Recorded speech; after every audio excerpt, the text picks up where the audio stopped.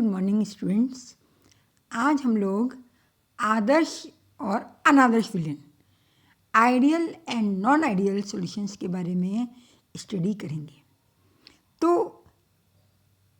आदर्श और अनादर्श विलेन क्या हैं, इसको समझने से पहले हमें राउल्ट का नियम क्या है इसकी जानकारी होनी चाहिए।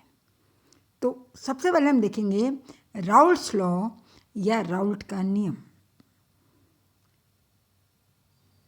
ये जो राउल्ट का नियम है, इस नियम को ऊष्मागतिकी के आधार पर फ्रेंच केमिस्ट राउल्ट ने 1887 में प्रतिपादित किया था। Raoult's law is a law of thermodynamics established by French chemist François Marie Raoult in 1887। ये द्विअंगी वाष्पशील द्रवों के लिए विलयन के वाष्प दाब का स्थिर ताप पर अध्ययन किया है और एक नियम को प्रतिपादित किया। इस नियम के अनुसार किसी निश्चित ताप पर विलयन के किसी भी वाष्पशील अवयव का आंशिक दाब उस अवयव के शुद्ध अवस्था में वाष्प दाब तथा उसके मोल भिन्न के गुणनफल के बराबर होता है। राउल्ट का नियम क्या कहता है कि किसी निश्चित ताप पर विलयन के किसी भी वाष्पशील अवयव वोलेटाइल कॉन्स्टिट्यूएंट का आंशिक दाब पार्शियल प्रेशर किसके बराबर होगा? शुद्ध अवस्था में उस अवयव के वाष्प दाब और उसके मोल भिन्न के गुणनफल के बराबर होता है। It states that the partial vapor pressure of each component of an ideal mixture of liquid is equal to the vapor pressure of the pure component multiplied by its mole fraction in the mixture। इसको हम ऐसे समझ सकते हैं कि मान लीजिए कोई विलयन हो, उसमें दो अवयव हैं या दो कॉन्स्टिट्यूएंट हैं, ए और बी। ए के मोलों की संख्या कितनी है? एक्स है, और बी के मोलों की संख्या कितनी है? X B. शुद्ध ए का वाष्प दाब है PA0 और शुद्ध बी का वाष्प दाब है PB0। तो ए का आंशिक दाब पार्शियल प्रेशर PA किसके बराबर होगा? PA0 शुद्ध अवस्था में वाष्प दाब इंटू एक्स है, और PB किसके बराबर होगा? PB0 into XB। या हम मैथमेटिकल फॉर्म में इसको इस तरीके से लिख सकते हैं, PI is equal to PI star into XI। PI क्या है? PI है partial pressure of the component I in gaseous mixture about the solution, और PI स्टार है vapour pressure of pure component I, और XI क्या है? Mole fraction of the component I in the mixture. अब हम जानते हैं सॉल्यूशन में दो अवयव होते हैं, दो कॉन्स्टिट्यूएंट ए और बी। तो ए के लिए हम क्या लिखेंगे? PA is equal to PA star X से, और बी के लिए क्या लिखेंगे? PB is equal to PB star X B. यानी कहने का मतलब है किसी निश्चित ताप पर विलयन के किसी भी वाष्पशील अवयव का आंशिक दाब उस अवयव के शुद्ध अवस्था में वाष्प दाब तथा मोल भिन्न के गुणनफल के बराबर होता है। अब मोल फ्रैक्शन कैसे निकालेंगे? मोल फ्रैक्शन निकालने के लिए उस अवयव के मोलों की संख्या बटे टोटल मोलों की, कुल मोलों की संख्या। तो एक्स से निकालना है, तो X is equal to Na upon Na plus NB। X B निकालना है, तो X B is equal to NB upon Na plus Nb। इस नियम को हम कहते हैं राउल्ट का नियम। अब वो विलयन जो राउल्ट के नियम का सभी सांद्रताओं और तापमानों पर पूर्ण रूप से पालन करते हैं, उनको हम कहते हैं आदर्श विलयन या ideal solution. Those solutions which obey Raoult's law at every concentration and temperature are known as ideal solutions, आदर्श विलयन।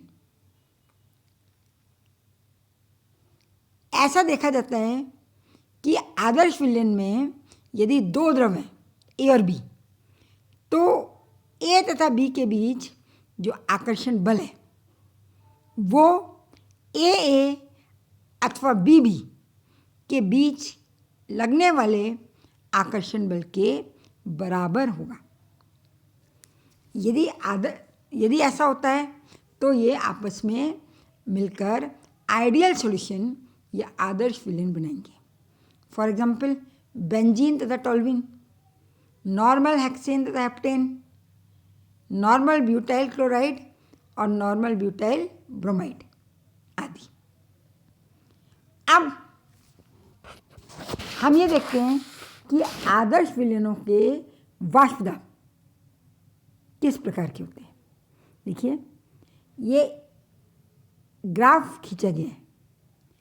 यदि ए और बी द्विअंगी बाइनरी आदर्श विलयन हैं, बना रहे हैं, तो इनके वाष्प दाबों को हम इस चित्र से, इस डायग्राम से प्रदर्शित कर सकते हैं। एक्स एक्सिस पर है मोल प्रभाज, मोल फ्रैक्शन, या आप कह सकते हैं मोल भिन्न। आप जानते हैं वाई एक्सिस पर है वाष्प दाब, वेपर प्रेशर। तो ओरिजिन पर शुद्ध ए अवयव है, तो ए का मोल भिन्न कितना हो जाएगा, मोल फ्रैक्शन 1, बी का 0, X B is equal to 0। जैसे जैसे हम आगे बढ़ते जा रहे हैं वैसे वैसे वैसे ए के मोलों की संख्या कम होती जा रही है और बी के मोलों की संख्या बढ़ती जा रही है, और अंतिम बिंदु पर शुद्ध बी है, यानी X B is equal to 1 और X A is equal to 0। अब P0A शुद्ध ए का वाष्प दाब है। आप देख रहे हैं जैसे जैसे इसमें बी मिलाया जाता है वैसे वैसे क्या होता जाता है, ए का वाष्प दाब कम होता जाता है, और जहाँ एक्स इज इक्वल टू 0 हो गया वहाँ इसका वाष्प दाब भी 0 हो गया। इसी तरीके से P0B की अगर हम बात करें तो ये शुद्ध बी का वाष्प दाब है। जैसे जैसे इसमें ए मिलाया जाता है बी की मात्रा कम होती जाती है, वाष्प दाब कम होता जाता है। तो चित्र से स्पष्ट है कि विलयन के प्रत्येक अवयव के आंशिक दाबों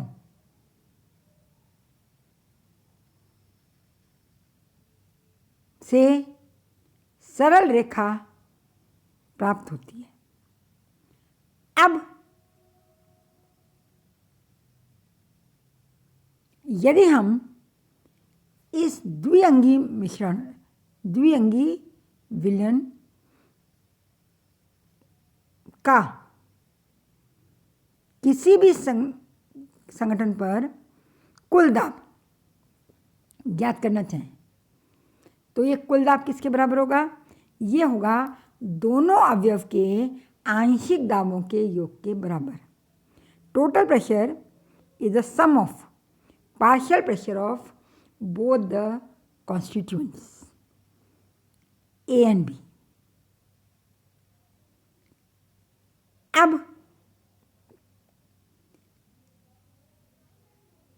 यदि हम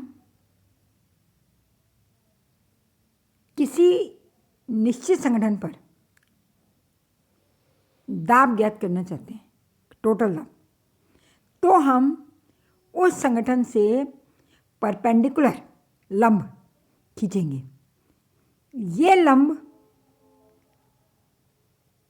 कुल दाब वाली रेखा को जिस स्थान पर काटेगा वो उस विलयन का कुल वाष्प दाब होगा, जो कि ए के और बी के आंशिक दाबों के योग के बराबर होगा। मान लीजिए फॉर एग्जाम्पल, अगर ए का मोल प्रभाज्य 0.3 है और बी का मोल प्रभाज्य 0.7 है, क्योंकि दोनों के मोल प्रभाज्यों का योग कितना होगा 1। तो अगर ए का मोल प्रभाज्य 0.3 है और बी का मोल प्रभाज्य कितना है 0.7, तो पी ए किसके बराबर होगा? पी ए बराबर होगा 0.3 इंटू P0A, और पी बी किसके बराबर होगा 0.7 इंटू PB0, और कुल पी किसके बराबर होगा P A plus P B, यानी 0.3 P0A प्लस 0.7 P0B। तो इस तरीके से जो भी विलयन इस नियम का पालन करते हैं उन्हें हम कहते हैं आदर्श विलयन या आइडियल सॉल्यूशन। इसके अलावा विलयन के आदर्श होने की कुछ और भी शर्तें क्या है? कोई विलयन आदर्श विलयन तब माना जाएगा जब नंबर 1 वो राउल्ट के नियम का सभी सांद्रताओं और तापमानों पर पालन करेगा। An ideal solution is that which follows Raoult's law under all conditions of temperature and pressure. दूसरा है जिसके प्रत्येक अवयव की सक्रियता सभी ताप व दाब सांद्रताओं पर उसके मोल प्रभाज्य के बराबर होगी। That is AI is equal to XI। आदर्श विलयन के लिए उसकी प्रत्येक अवयव की सक्रियता सभी ताप दाब व सांद्रताओं पर मोल प्रभाज्य के बराबर होगी। The activity of constituent of an ideal solution is equal to its mole fraction at every temperature, pressure and concentration. Next है जिसके अवयवों को किसी भी अनुपात में मिलाने पर उसके आयतन में किसी प्रकार का परिवर्तन नहीं होता। When the constituents are mixed in any ratio, there is no change in the volume। यह हम कह सकते हैं delta V mix is equal to 0। It satisfy delta V mixing is equal to 0, यानी अवयवों को मिलाने पर उनके आयतन में किसी प्रकार का परिवर्तन नहीं होता। नेक्स्ट है कि इनके अवयवों को किसी भी अनुपात में मिलाने पर उनकी एंथैल्पी में भी कोई परिवर्तन नहीं होता। There is no change in enthalpy on mixing the constituents in any ratio. दोनों अवयवों को मिलाने पर एंथैल्पी में कोई परिवर्तन नहीं होता। इसको हम कैसे लिखेंगे? Delta H mixing is equal to 0। और ये कब होगा?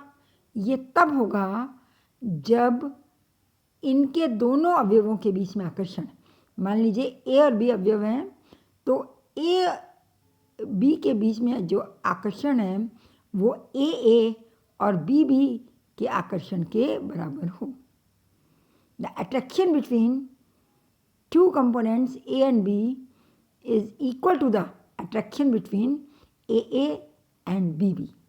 यदि ये कंडीशंस सेटिस्फाई होती हैं, अगर इन नियमों का पालन होता है, तो हम ऐसे विलयन को कहेंगे आदर्श विलयन या आइडियल सॉल्यूशन। और स्पष्ट है कि अगर इन नियमों का पालन नहीं होता है तो वो कहलाएगा नॉन आइडियल या अनादर्श सॉल्यूशन। मतलब ये राउट लॉ का पालन नहीं करेंगे, दे do not follow route law. इनके लिए डेल्टा वी मिक्सिंग का मान 0 के बराबर नहीं होगा। इसी तरीके से डेल्टा एच मिक्सिंग का मान भी 0 के बराबर नहीं होगा। यहाँ पर प्रत्येक अवयव की जो सक्रियता है वो मोल प्रभाज के बराबर नहीं होगी। The activity of each constituent is not equal to its mole fraction. AI is not equal to XI। अर्थात इनमें A और B के बीच लगने वाला बल, आकर्षण बल, AA और BB के बीच लगने वाले बल से भिन्न होगा, डिफरेंट होगा। It is a solution in which solute and solvent molecules interact with one another with a different force than force of interaction between the molecules of pure compound। इसका एग्जाम्पल सल्फ्यूरिक एसिड वाटर,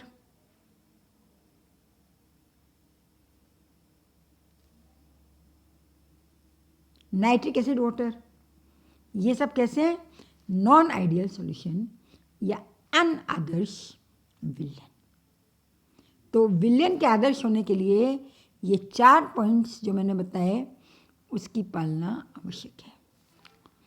अब जो आदर्श, तो वास्तव में आदर्श की ही बात है। ज़्यादातर जो विलयन होते हैं वो कौन से होते हैं? अनादर्श, जिनको हम वास्तविक विलयन कह सकते हैं।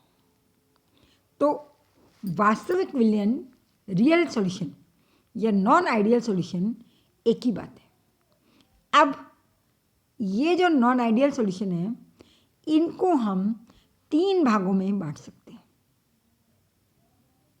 सबसे पहले हम देखें प्रथम प्रकार के।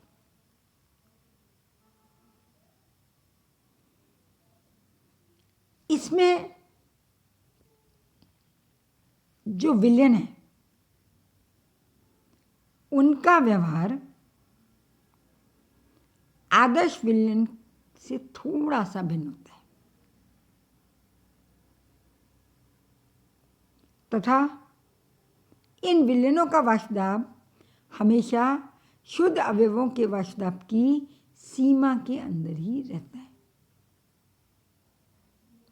जैसे यदि 2 अवयव हैं, हमने माना एक का वाष्पदाब 300 है, 300 मिलीमीटर मरकरी, दूसरे का 400 मिलीमीटर मरकरी है, तो इनसे जो विलयन बनेंगे उनका वेपर प्रेशर हमेशा 300 और 400 के बीच में होगा, यानी 300 से अधिक और 400 से कम।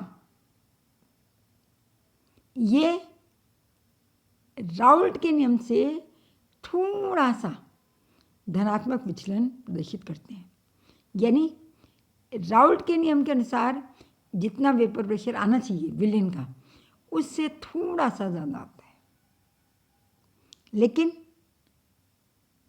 एक सीमा के अंदर ही रहता है।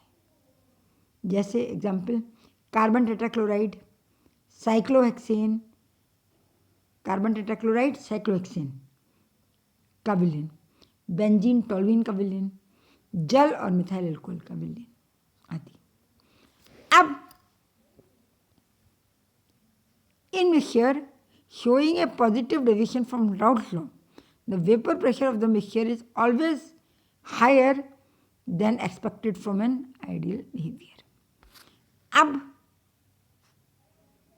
दूसरी तरीके के होते हैं टाइप 2, जिसे हम कह सकते हैं धनात्मक विचलन वाले विलेन। इसमें इनका व्यवहार आदर्श विलेन से काफ़ी विचलित होता है, डेविएशन होता है। आप देख रहे हैं फिगर में मोल फ्रैक्शन और वेपर प्रेशर। तो स्टार्टिंग पॉइंट पर केवल बी अवयव है जिसका मोल फ्रैक्शन या मोल बिन 1 है, और लास्ट पॉइंट पर बी का मोल फ्रैक्शन 0 और ए का मोल फ्रैक्शन 1। अब राउल्ट के नियम अनुसार आइडियल वेपर प्रेशर ये इस लाइन से आना चाहिए, लेकिन हम क्या देख रहे हैं कि ये डेविएशन जो एक्चुअल वेपर प्रेशर है वो बहुत ज़्यादा अंतर है, और ये अंतर पहले धीरे धीरे बढ़ता जाता है और फिर कम होता जाता है। आदर्श व्यवहार से या आइडियल बिहेवियर से अंतर पहले धीरे धीरे बढ़ता जाता है और फिर कम होता जाता है।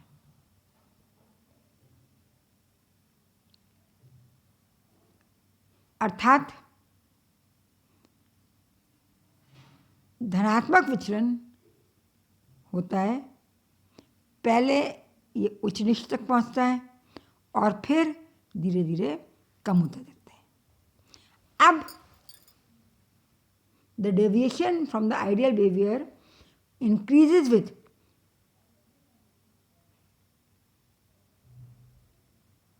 increase in mole fraction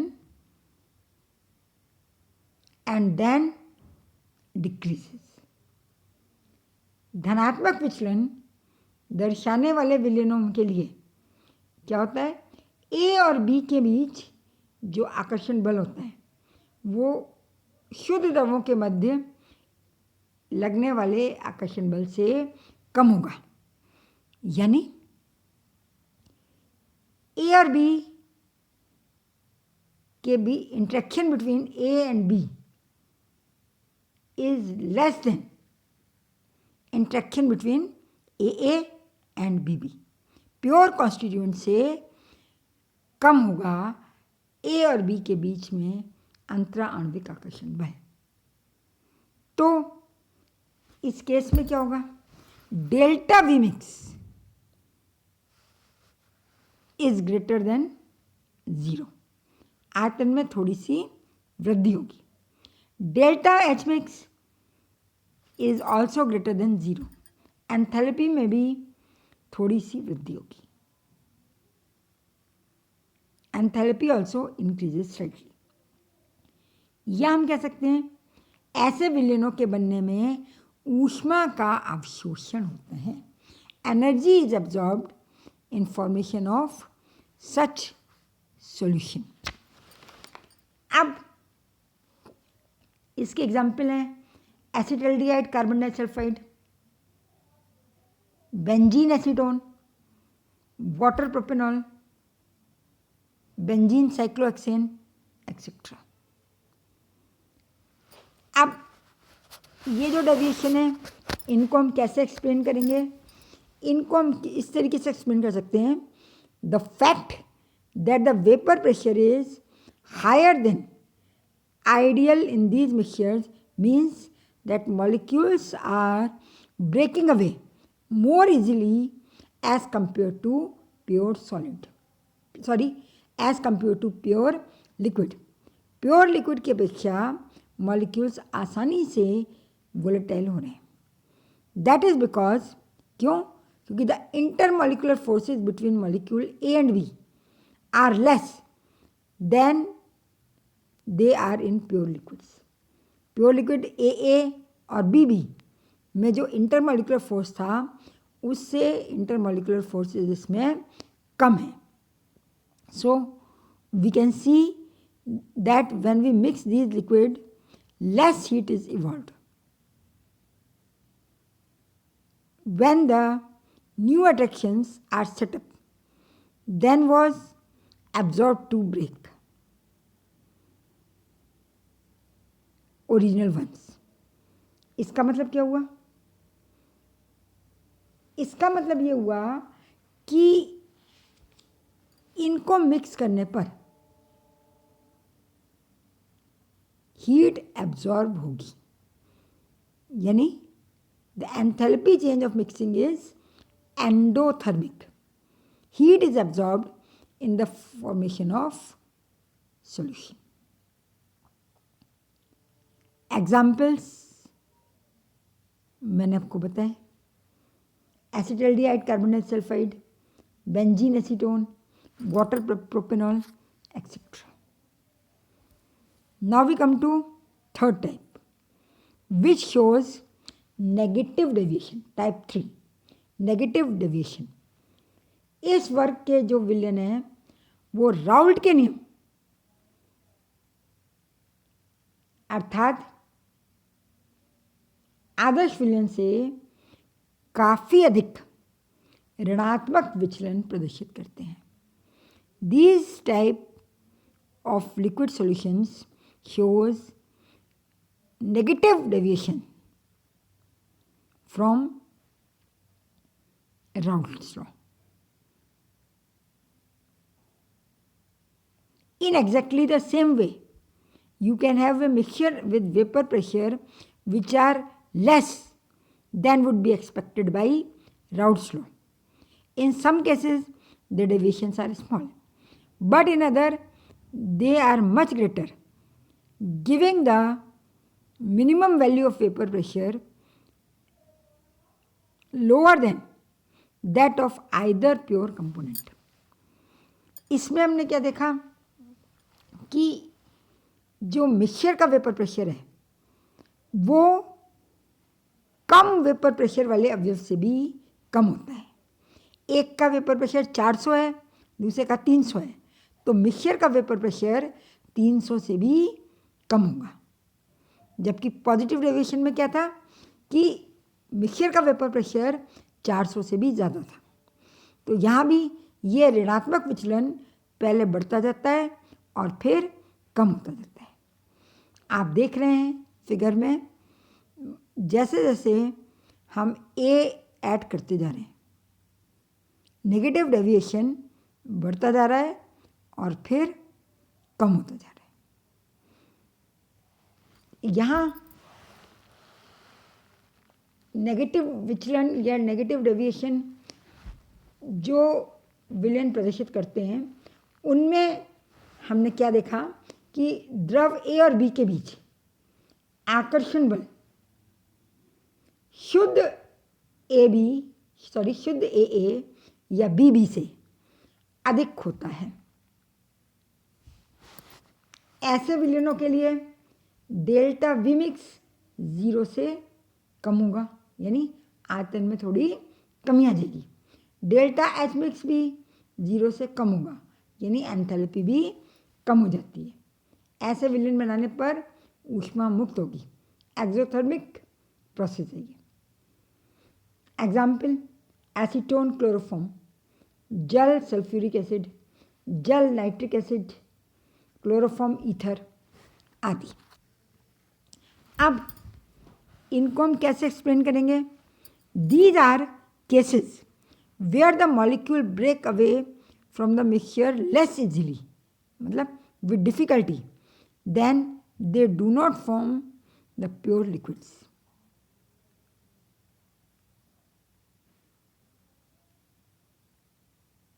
We can recognize this happening because heat is evolved when both the liquids are mixed. So delta H mix is less than 0 and delta V mix is also less than 0. Their volume decreases on mixing both the liquids. So this is about ideal and non-ideal solutions. So this is all for today. Next lecture में हम इसके आगे study करेंगे. So thank you.